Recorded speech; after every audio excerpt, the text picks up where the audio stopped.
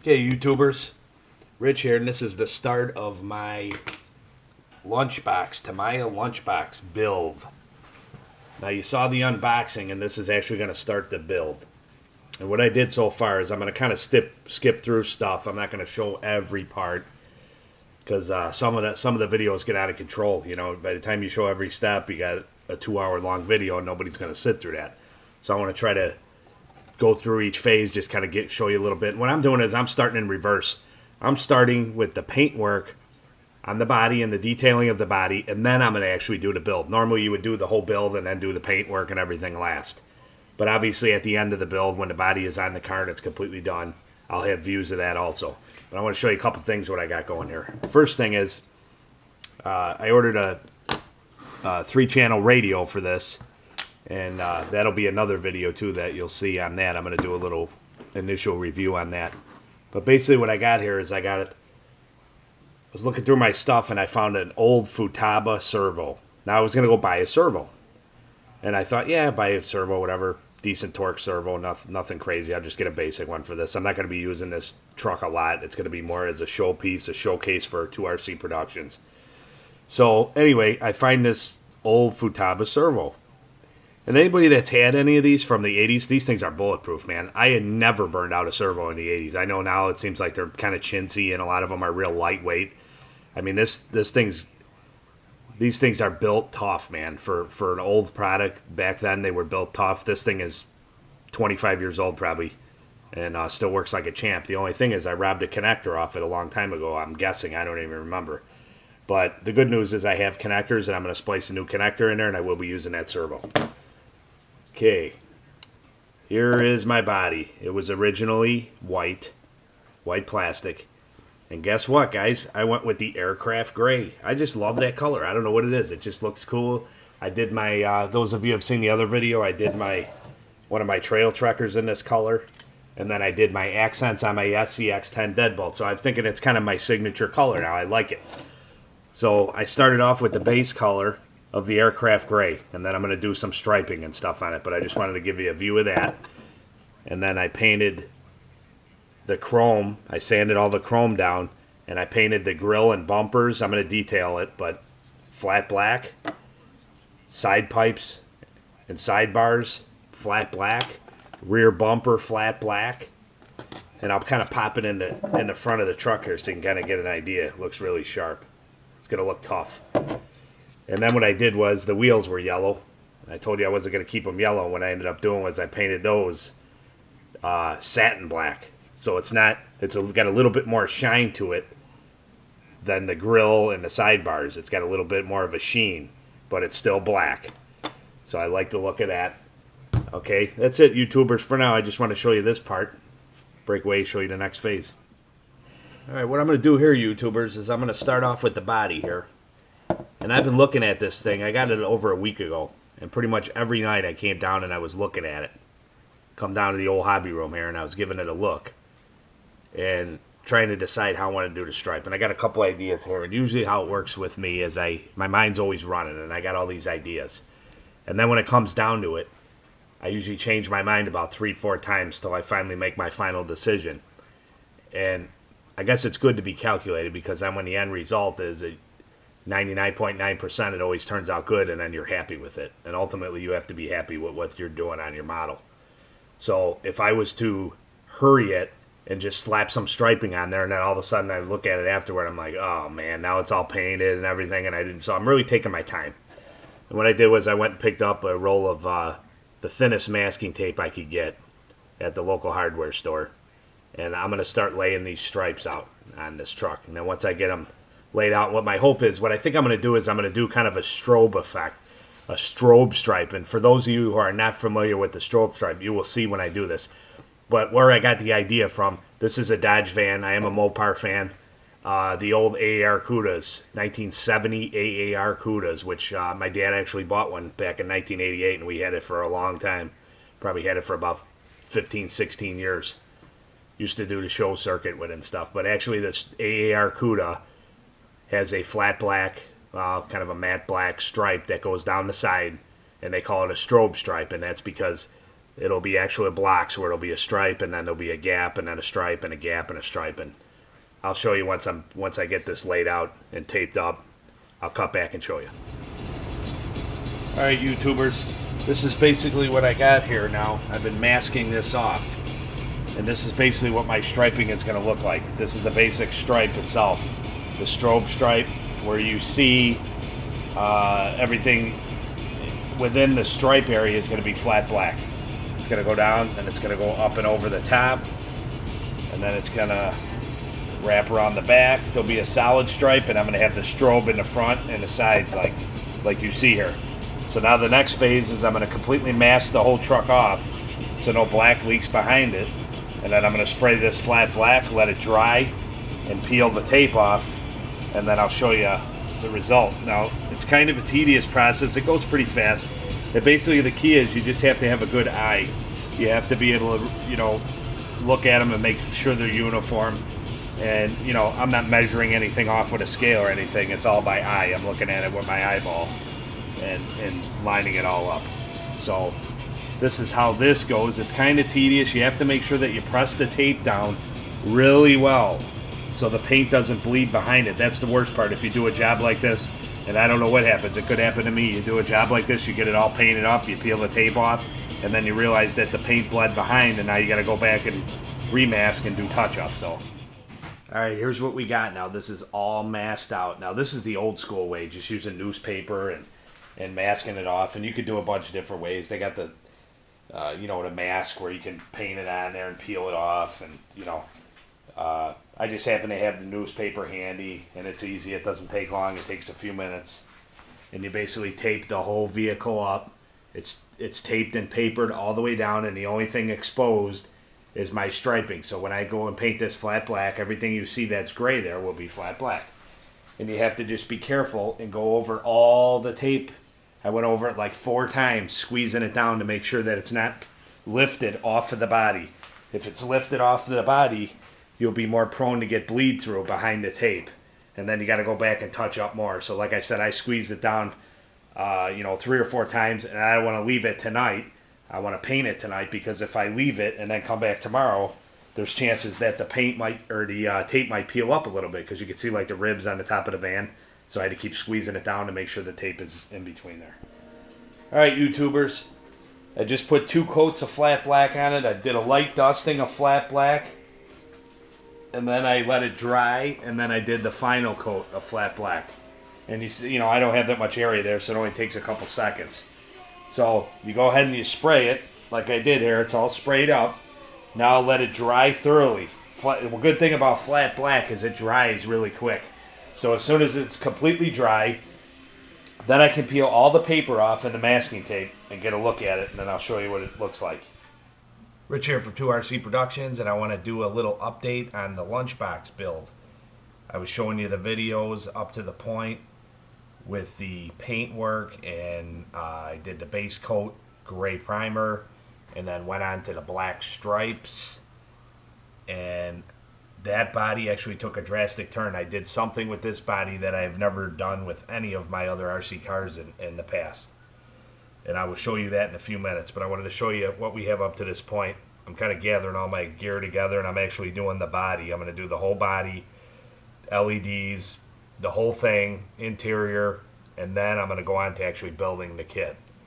And when I ended up getting out of my parts here, I needed a servo, and I thought, what better thing to use than a classic Futaba servo to go in the lunchbox. So I found one here, and the only thing was I had taken the connector off for whatever reason in the past. So I just took another connector and spliced it in, and now I got a working servo that I'm going to use in the lunchbox. So that's number 1. Number 2, as you see, I have some RPM goods here. And what I did was I picked up RPM's light bar.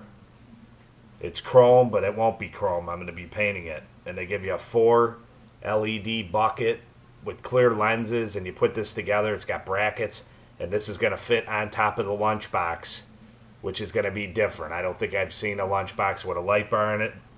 Could be out there, but I've never seen it. So I'm going to do that. Here's the kit to give you the screws and the mounts and everything. That's one thing.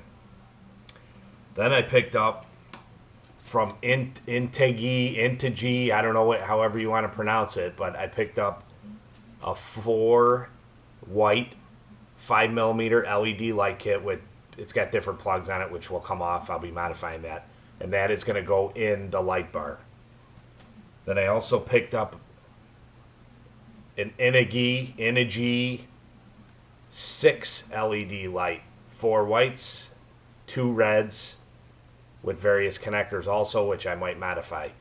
So I'm going to basically run 2 headlights, 2 tail lights, and I'm going to run 2 lights inside the van to kind of light it up in there through the tinted glass. You'll see it's got like the lunchbox comes with a clear vent on the top of it. It's actually would have been a vent, but it's like a clear kind of cap on the top, which the light will shine through, and the front of it. And I'm going to put some guys in there so you'll see the figures when I'm driving. It'll light up inside the cab. So that's one thing. Now, getting to the last portion here, I also did, well, not the last portion. This is the second to the last. Last, I'll show you the body to this point and move some of this stuff out of the way. I did something out of character for myself. I actually bought a controller online from Hobby King, and I'm not a big mail order guy. And basically, the only reason that I bought this online is because I had to satisfy my curiosity. Hobby King stuff is so ridiculously cheap. And I've heard, I've read people buying them. I've heard of guys buying them. I've seen the website. And when I was scouting through their website and I saw this radio, the HKGT2B 3-channel 2.4 gigahertz radio for $26. 3-channel now with a receiver, with a LiPo battery pack that fits into the controller with a charge port and USB cable. Now, I can't say that I've ever seen a radio with all these options or features for $26. So the total with shipping was like $36 with shipping. And here is the radio. It's a pistol grip, 2.4 gigahertz, real nice action, rubber grip. It's got the chrome here, which is, could have went with a different color maybe. I don't like that chrome. It always looks kind of cheesy to me. But really nice design controller. It's got holes in there for add to styling. They give you 2 different size grips depending on the size of your hand. I mean, it's very comfortable in the hand. Really feels nice. Forward, back. It's got all the dual rates, servo reversing like your standard 2.4 gigahertz radio would have. Instruction manual, the book. There's the 3-channel receiver that it comes with. Bind plug, antenna tube.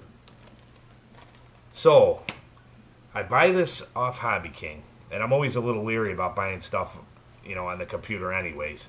And especially from a place that's basically based in China. I think they have a couple warehouses now in the U.S., but they're actually based in China. And I order from them, and everything's fine. And, I assume the product is being shipped. It says it's being shipped, and then I don't have any more updates on tracking or anything. And I can't find any more information out. So a week later, my wife comes to me and tells me that an additional $2 and some odd cents was charged to my account without my authorization. So right away it sent up a red flag, and my wife is extremely panicky about it because we just got hacked in like November. So that was a big hassle, and I try to avoid mail order, but sometimes you have to, and like this was just, I had to order just to see for myself. So anyway, I get this charge. I call them. You cannot get a live person on the phone. There is nobody to answer the phone. They have a number for basically ordering new parts, but no support for issues. Nobody ever answered. You can't find anything out on the internet. They basically keep circling you around the website. And not to say that people haven't had good luck with their stuff, not to say that people don't love their stuff, because I'm sure some people do. I'm disappointed because I actually want to be able to try to buy some more stuff from them, but because of that, I closed my account, and I got a new card, and I said, I'm not going to buy from a place where I have no support. They take money out without authorization. So basically, my stint with Hobby King is over after this. I will not buy anything more from them, even though I am impressed with the radio. and I haven't used it yet because I'm actually going to use this for the Lunchbox Kit, so hopefully it works.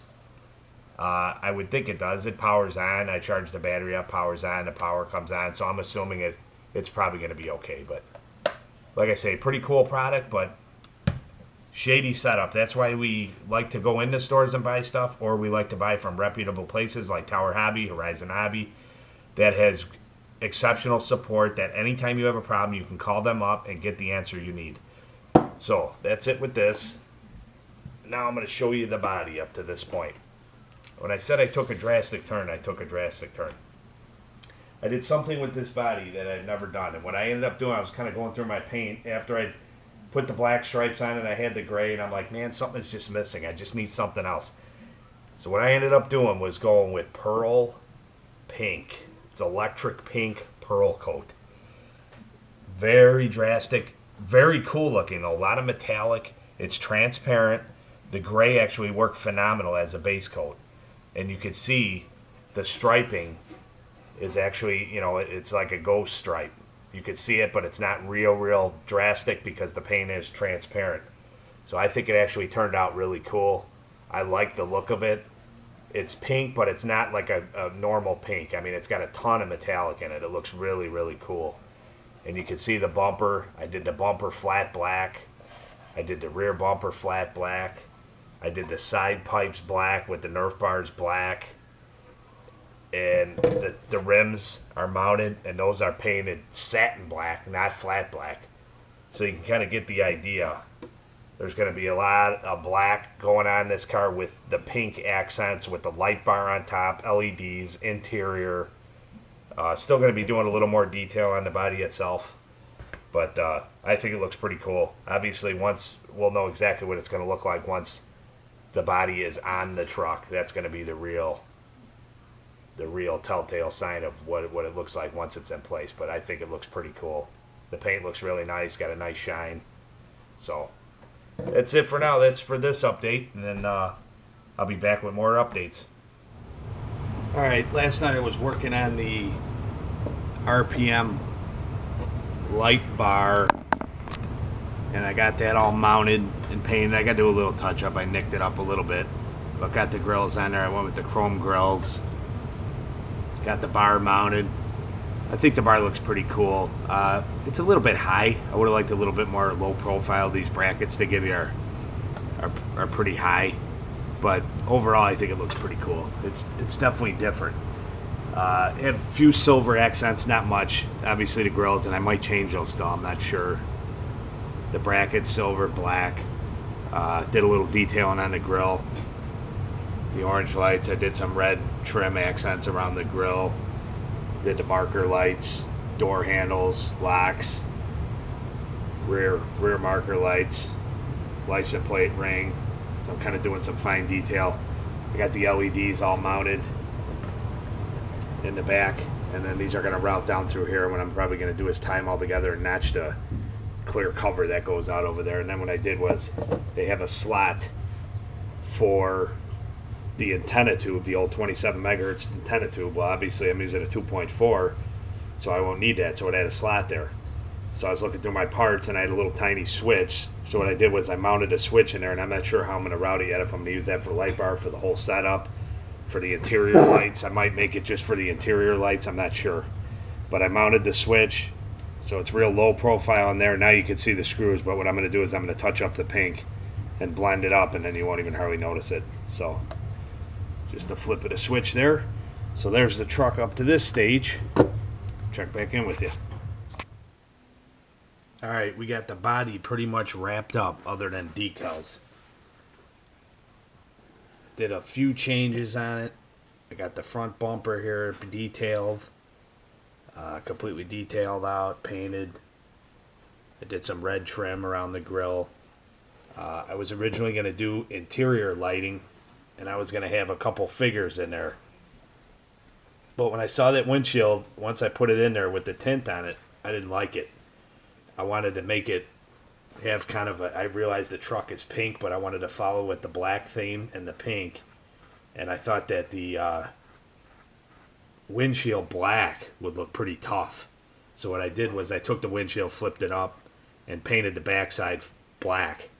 So then it has a gloss finish. It looks like a regular, just dark tinted window, which gives it kind of a sinister look. You know, you can't really see the guy driving in there, you know, but it's a cool looking truck. So I got the RPM light bar on there, like you saw. That's all tied in. Everything is screwed together. Obviously, the screws that they have here are all shiny, and I'm going to have to go back and touch all those up. I ran out of pink, so I got to pick up some more paint because I got to do some touch up. I got the side pipes on there. Got those on there. Those are also flat black. I painted the roof vent flat black also. That's black. Showed you the rear bumper. The rear bumper is mounted now. Again, I have to paint the screws. Painted a little 2RC and the license plate there. And I am going to have my stickers made, like I said. 2RC Productions is going to go on the back, is what I'm thinking right now. I took my Axial light covers, light grills like I had on the SEX10 Deadbolt, and I put them on here because I thought it looked pretty cool, and I got the LEDs mounted behind them. It looks a little different, and it kind of goes with the theme of my SEX10 Bolt. When they're side by side, it'll look pretty neat. You saw the paint. So basically, the body is completely set except for small detail. And then the last thing I've been working on is the LED set. And I have 10 lights on this. And you can see I have the orange ones in the front, and they were clears. So what I did was I put them in there, and then I just painted them orange. And then this body comes with a slot in the top for an antenna tube. And I thought, man, it's a perfect spot to mount a little tiny switch. I got to paint these screw heads when I get the pink, and that'll blend in. But I had my switch right here, so I wired my 10 LEDs through the one switch with a 9 volt. I went with a 9 volt on this.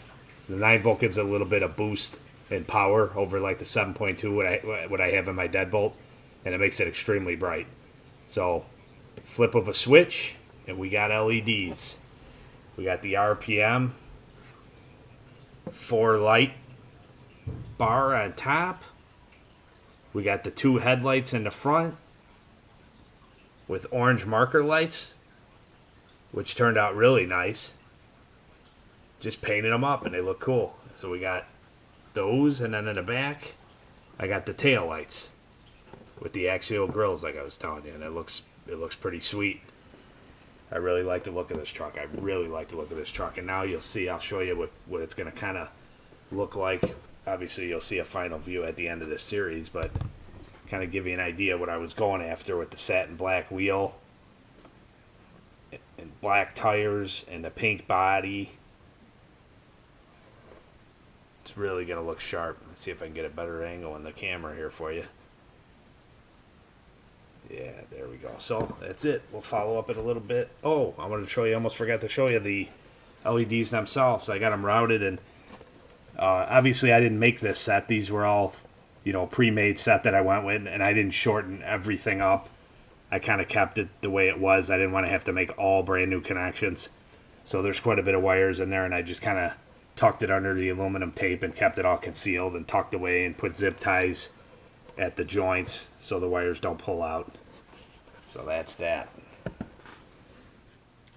Hey YouTubers, I am getting ready to start the official build now. I have all the parts laid out, all unwrapped, except for the one bag, and then I got the screws and everything inside the box, but I got all the trees out, and I'm going to start at step 1 and start building this kit.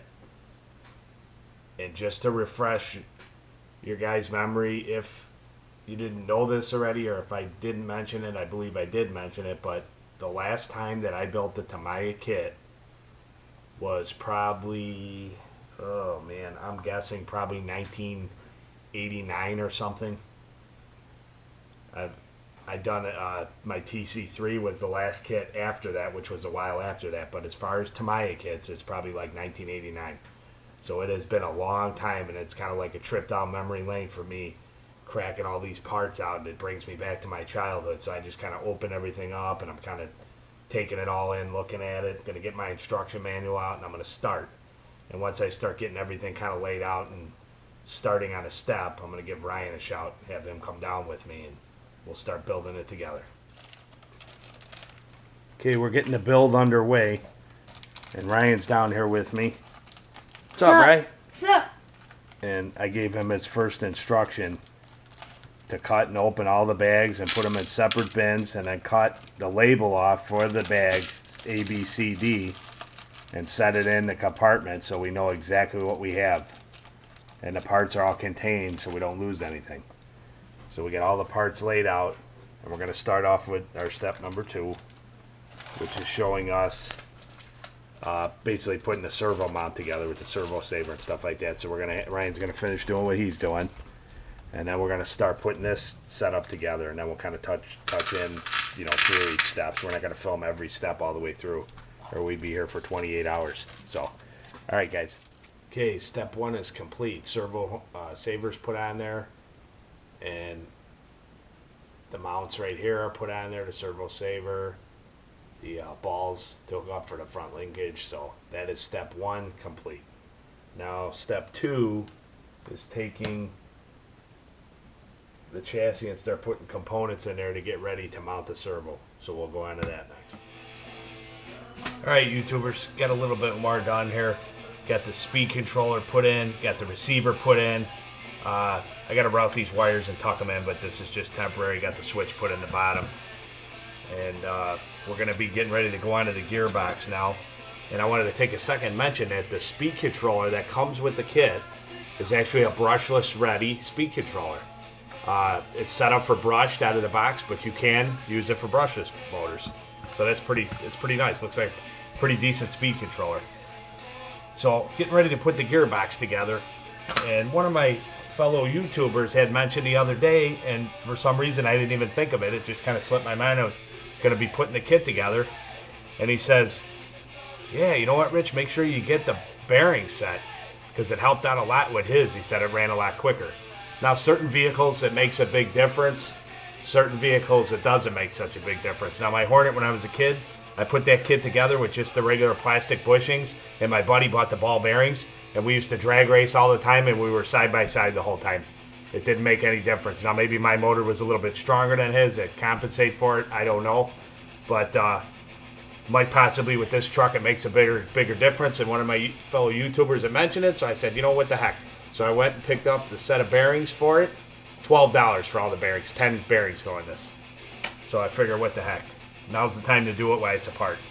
So we're going to get going on here. And one other thing I wanted to mention to you guys when you're doing anything like this, doing this type of build, they don't recommend it in there. It doesn't say anything, but I always use blue thread locker for stuff like this, especially going into plastic.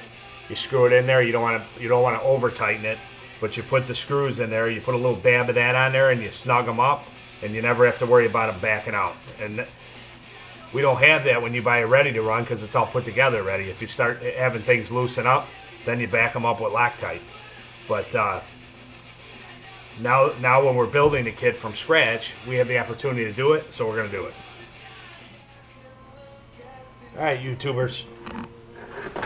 Whoops. Dropped my cord there. Ryan and I are working on the... What's up, Ray? What's up? Putting the gearbox together. Getting all the gear set. Tamiya gives you a little tube of grease that doesn't go very far.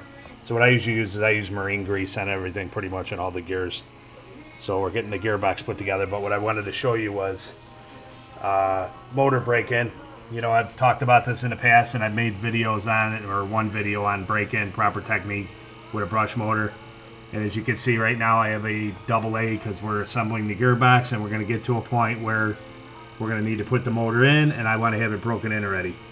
So hopefully you can hear that, but it is running off a single double A cell, and what I'll do basically is it's been running for maybe, let me adjust the camera here a little bit, running for, I don't know, 5 minutes or something. And then what I'll do every so often is just get her rev up a little bit, spray a little bit of that in there just to keep the commutator clean and get rid of that extra brush debris that's going to build up in there. And the idea of this is to keep a nice, steady, even, no load RPM for the optimum break-in. Now when this runs out, if it takes 20 minutes, if it takes a half hour, whatever it takes, that motor will be properly broken in. I'll spray it down one last time, and then I'll oil the inboard and outboard bushing before I put the motor in. So I just wanted to show you that. All right, YouTubers, we got the gearbox all assembled. Motor's done being broken, motor's mounted. They got this little plate that goes in like a spacer plate. Everything is mounted. Putting the last finishing touches on it. Spun it over. Obviously it's a limited slip, so when you turn the axle this way, the other one should go the other way, and then under load they should both turn. And I hooked up the AA and ran it, and it ran real smooth and free. It's all packed with grease, got the bearings in there. So going on to the next phase.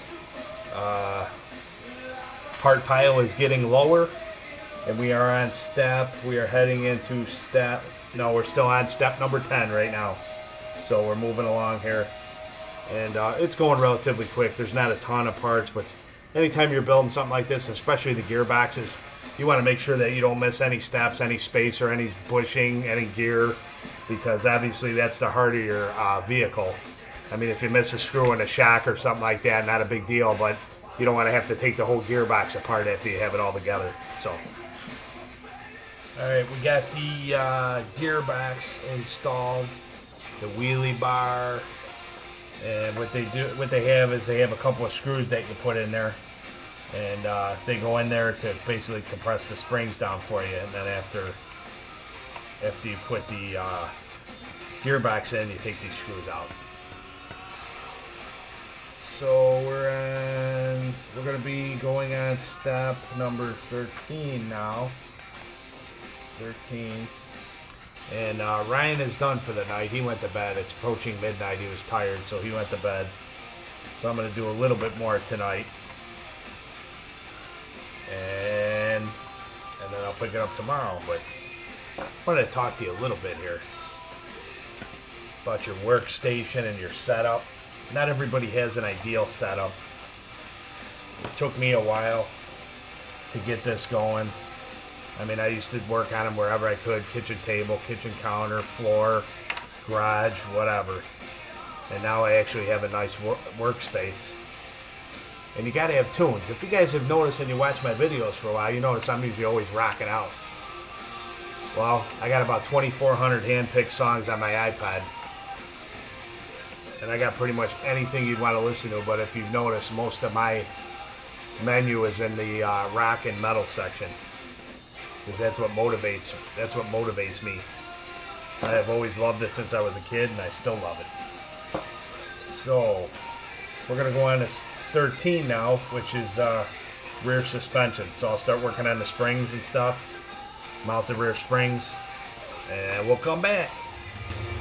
All right, guys, we got back half all together and stuff, and I'm working on the battery hold down. Just gotta kind of put the last of these screws in the bottom here. Like I said, always use Loctite thread lacquer. I like the blue because it's breakable. The red is not meant to come out, and it can really lock up on you pretty solid. But this going into plastic, I'm not a big fan of going into plastic, you know, threading into plastic. Basically, when you screw these screws in, you're making your own threads in the plastic. They're self-tapping. And in any other circumstance, I would say it's not a good setup at all. But Tamiya makes it work, man.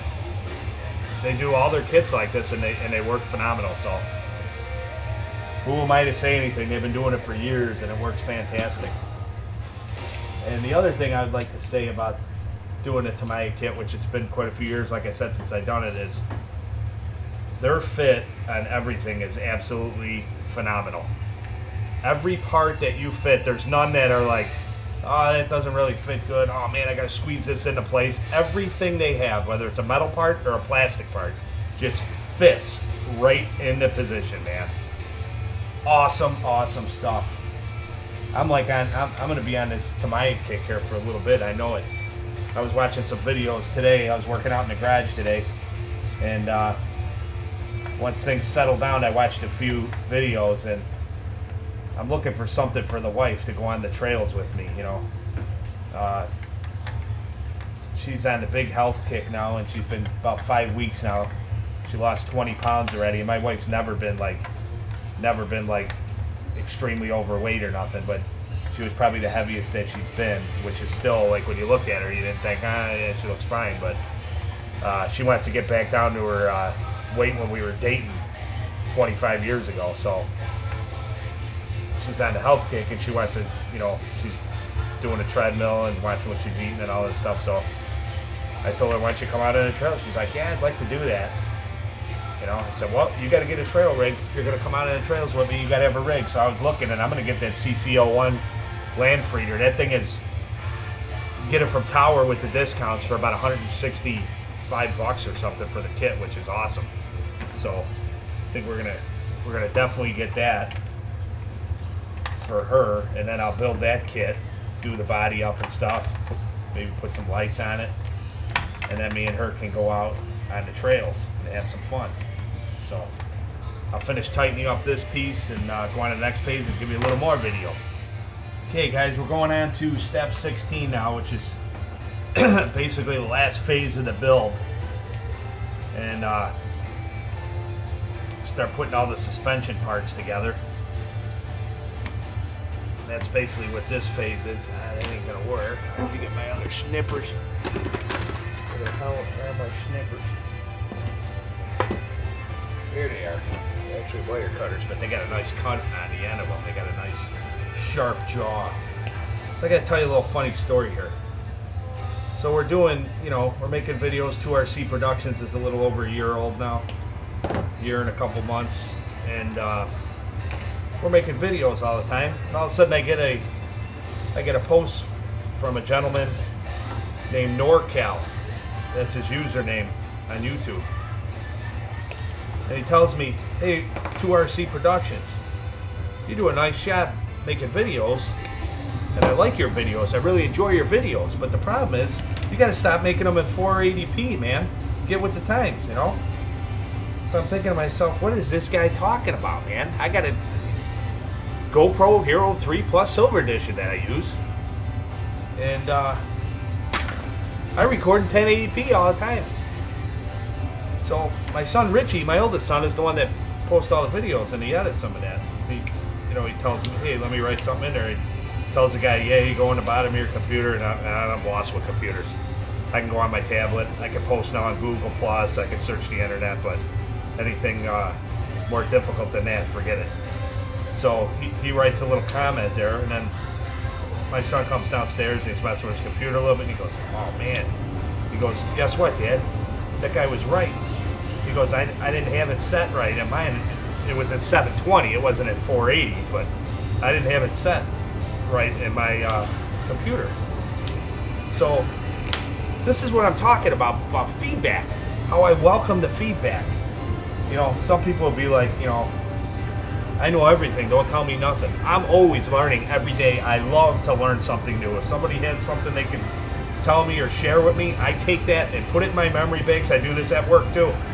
I've been in the trade for 20 years, and you don't get to where you're at, where I'm at, on the job and doing the kind of work I do without learning things and picking stuff up from other people. You don't just come into, whether it's RC hobby or anything else you do in life, you don't come into it knowing everything. And you're never too old, you're never too smart to learn new things. So anyway, I get this comment, and I welcome this comment, because I'm thinking, all this time I made 37 videos or whatever, and I wasn't even producing them at 1080. So now, folks, every video we get will be in 1080, including this one that we're working on now. So we're going to get into the front assembly here, the front suspension, step 16. We got 17, 18, 19, 20. I already put the wheels together. We got to put the hubs on. So we're really clicking along here now. Body's already done. Everything's done. So we got a few steps left, and just give you a little insight on each step, and we'll be to the end. So YouTubers, we got to bring back the rock and roll, man. I don't know what the heck's going on with music nowadays, but we got hip-hop, country, and dubstep. And I want to know where the rock and roll is. I know I've cracked a few jokes actually on YouTube about the dubstep stuff. Because it's like all these videos, I turn them on and they got, you know, the wah wah wah wah wah wee wee wee wee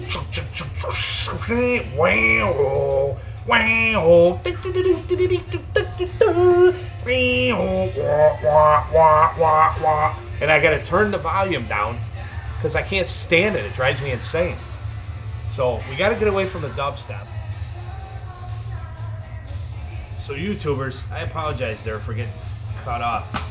I was saying that we got to get rid of the dubstep. What happened was my SD card got full there, right at the time when I was talking. So anyway, we got to get rid of the dubstep, and we got to bring back the rock and roll a little. I understand everybody likes different music. I like country. I like metal. I like rock. I like old, you know, classic rock and roll. I like Elvis. I mean, I like everything. I listen to, you know, certain hip hop, top 40 stuff, whatever. I listen to it all. But rock is kind of lost out there, man. It's basically like underground now. We got to bring it back. And I know some people are worried about like using music because it's licensed and they're worried about getting in trouble and stuff. But I'm saying this. We are giving them business. I've watched videos that had songs in there, and then I wonder, what song is that? And then I search on the internet or iTunes, and I find the song, and I purchase the song. So I'm actually giving advertisement to music. I'm trying to bring back the rock and roll a little bit, so to speak, and I'm actually giving those guys business. So I entertain that. If you know, I love Metallica, and I know they get a little pissy about that stuff with taking their music and unlicensed and all this kind of stuff. But I bought their music. I've been buying their music since back in the 80s, and I've spent a lot of money on Metallica CDs, records, cassettes, whatever. So I'm just using them as an example. I mean, if Lars Ulrich or James Hetfield wants to come on over and they're mad and they want to come over and talk, man, I'll have them over for dinner. We'll have a couple beers and we'll discuss all the legal facts. So I'm cool with that. I mean, so don't be afraid to use music because music relates to time. Right now I'm building this kit from the 80s and I have a hair metal playlist in. Playlist on my iPod, the hand-picked songs that I put together. So man, it all goes together. I got the 80s hair metal going. I'm building a 1980s Tamiya kit. It doesn't get any better than that, folks. So alright, we're working on the suspension. I got the one A-arm together there. I'm going to put the rest of this together and start assembling that. Going off on a little tangent there. Alright guys, we got the front suspension. Man, this is a good tune here. Remember this tune, Bon Jovi? I'm getting way too into this music here. I know we're doing an RC video. This is a good tune though. So anyway, I got all the front suspension in now, ready to go. And now we're up to the step where we're going to put the front bumper on, but I'm not going to put the front bumper on. And the reason I'm not going to put the front bumper on is because I don't know if I am going to use the front bumper. If I use the front bumper, I was just kind of looking at this thing and thinking that I might modify it in some way if I use it. But I don't think I am going to use it because I think the truck is going to look way, way, way better without it. But we'll see. But I'm going to go on to the next step. We're on step number 18 now, and we're going to start putting the suspension together. So front suspension together, springs and shafts that go through, and then they give you these chrome plastic bodies. I'm not too thrilled about them, but they do the job. They get the job done. I'm a fan of the friction shocks. Don't get me wrong here. I'm just saying that I don't really like this body too much. I think it's kind of chintzy in that. It's kind of lightweight, kind of crummy, but these shocks are so basic. They basically just have a rod that runs down through the middle with a spring, and that's it. But I love the friction shocks. I am an absolute fan of the friction shocks, and the reason why is I don't need to have for bashing and messing around. If I'm racing, I get it. I want to have this plushest tuned suspension that's going to absorb every bump and keep my wheels planted on the ground so I can hit the turn and I'm gripping and I'm digging and it'll do exactly what I want it to do when I hit the throttle and when I turn the wheel. But for a bashing vehicle like this or just a fun car to run like the Lunchbox or any of the other ones, the Midnight Pumpkin, the Wild Willie. The whole thrill of these things is watching them bounce around. When you got the big air-filled tires, semi-pneumatic tires filled, and you got this little spring that's boom, and it's hitting and it's bouncing and the thing's bouncing all over. That gives it a more dramatic and real feel to me. I don't need to have this thing where it's absorbing every little bump and it looks like it's just skimming across the ground. That, to me, I love the friction shocks. So, all right, guys, I'm going to start working on the front springs here, and then it looks like that's the last step, man. We're going to put the front suspension together, and then I'm going to put the wheels on. Got the little half shafts there that go in the back. We'll put the wheels all the way around. I'll get the body fit on there. And, oh, I got to hook up the wire. I got to hook the motor up. And that's it, man. And then I'll cut back after the front suspension, and then I'll give you a final look. All right, YouTubers. Got all the front suspension on. Arms on. Everything's working. Now, I heard guys complaining about the suspension being a little soft. It's a little top heavy because it's got a hard body. Plus, I got 10 LEDs with wiring and a 9-volt in there, so I'm not really sure how it's going to run. But the way these springs are set up, and I wasn't sure until I actually got it and started messing with it, you can put spacers in there. You can put the standard spacers like we use on other kits, and I got a bunch of them put away. And what I'll do is, if this thing is a little bit too stiff or too soft, I like stiff suspension. I'll put spacers in there, or I'll think of another way. Another way I thought of is you could drill right through this chrome shock body and put a pin through there, and then keep the spring down, you know, to add more tension to it. So we'll see how it is. If it needs something, I'll modify it and stiffen it up, but I'm going to try not to. I want to try to keep this truck as stock as possible. So I just put the little half shafts in there, and put the hubs on there, and then I told you I got the ball bearings. The last 4 obviously go in the front wheels and the bore, so I put those in, and I got 2 more to put in on the fronts, and then we'll mount the wheels front and back.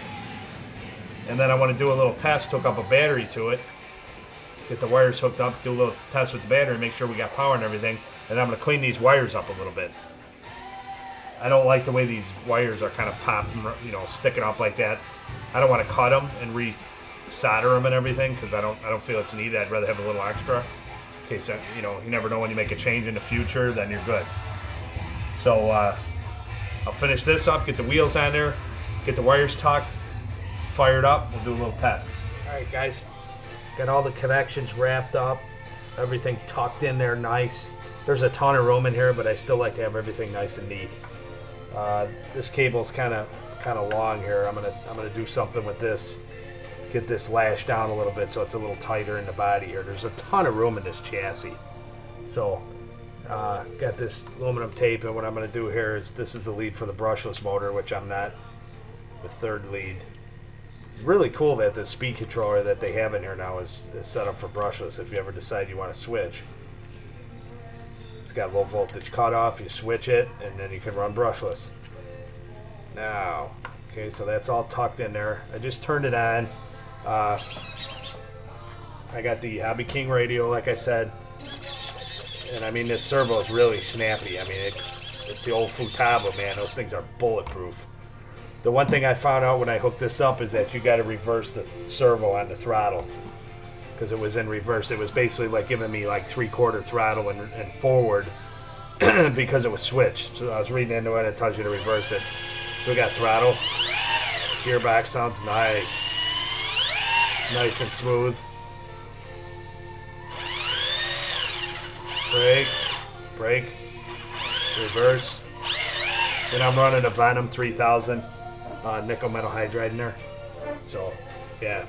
Very cool. The only thing that's weird is the way the toe is so the camber is so drastic on the front end of this thing. So I know it's like that, it's the way it is, but I want to see once I start running it if it levels out. It should. Alright, well, I'm going to kind of clean out my mess here a little bit, guys, and then I'm going to get the body set on here, clear my bench off, and we'll get some final photos with the LEDs on and when it's sitting on top of the car. I got a little something I'm going to show you here in the next clip. Alright, YouTubers, I got one last special thing to show you before we get to the unveil of the final view of the Lunchbox Kit. You know what this is in front of you. It's the HPI Q32, and it's my Q32. You can tell by the black wheels. Well, I just had a visitor when I was down here working. I heard a rap at the door, and I looked outside, and I see this big pink thing, and I'm wondering, what in the heck? Wait a minute. It's Saturday night before Easter. So the Easter Bunny drops off a whole bunch of stuff, and he gives me this one special gift for Ryan, and I'm going to give you a quick peek at it.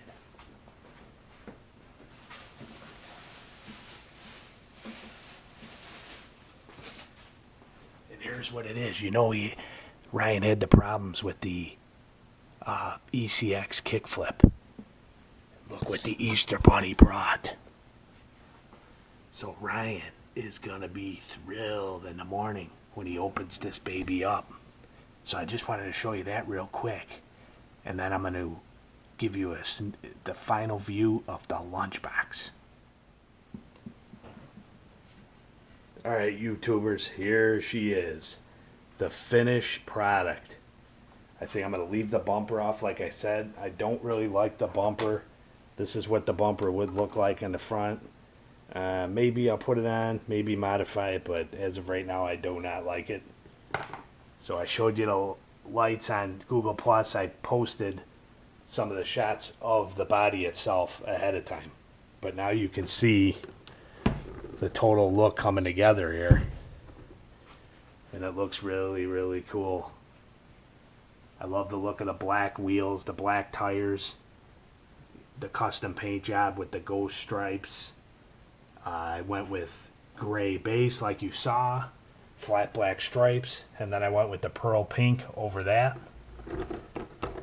And then I decided to do an LED light kit, so I did 10 lights, 2 tail lights with axial light guards, and I did a little 2RC on the plate.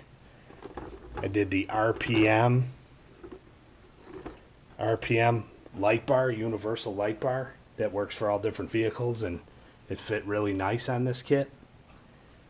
I did not have orange LEDs, so I went with 2 whites in the front and painted them orange. You can see the headlights, obviously, side pipes and Nerf bars black, rear bumper black, upper vent on the top black, and the windshield I painted black from the back to give it kind of a sinister look. You can't see the guy driving. I mounted the switch up here. Now the only thing that has to be done, there's 2 things that have to be done, and I'll post some photos at the end, but this gives you an idea. This is the finished product basically. I have to paint all the screw heads pink to match. I got to get more of that pink. I ran out. I got to paint these screw heads for the switch, and then I have to get my decals when they're done. I'm going to put either on the side or the back. I'm not sure yet. I'm going to put the 2RC Productions, and I'm going to have Dodge stickers made also, I think, along with when the 2RC Production stickers come. I might have Dodge stickers made. I'm going to see. I'm either going to put 2RC Production stickers on it, or I'm going to put some Dodge, the old school Dodge, and 2RC in the back. I'm not sure yet. But I had a fantastic time building this truck. I think it really looks unique. I mean, there's Lunchbox Kit's been out there for years and years, but I think this really has a unique look. I think the paint is really cool. It's hard to tell in this lighting, but it just has an incredible amount of metallic in it, and it's a really neat color. So I'm very, very happy with it, and I had a great time building this thing. It was an absolute blast. The last time I built one of these kits, like I said, was the Tamiya kit, was 20 years ago, 25 years ago. I mean, it's been a long time. So it is the eve of Easter Sunday, and I want to wish all of you a happy Easter 2015.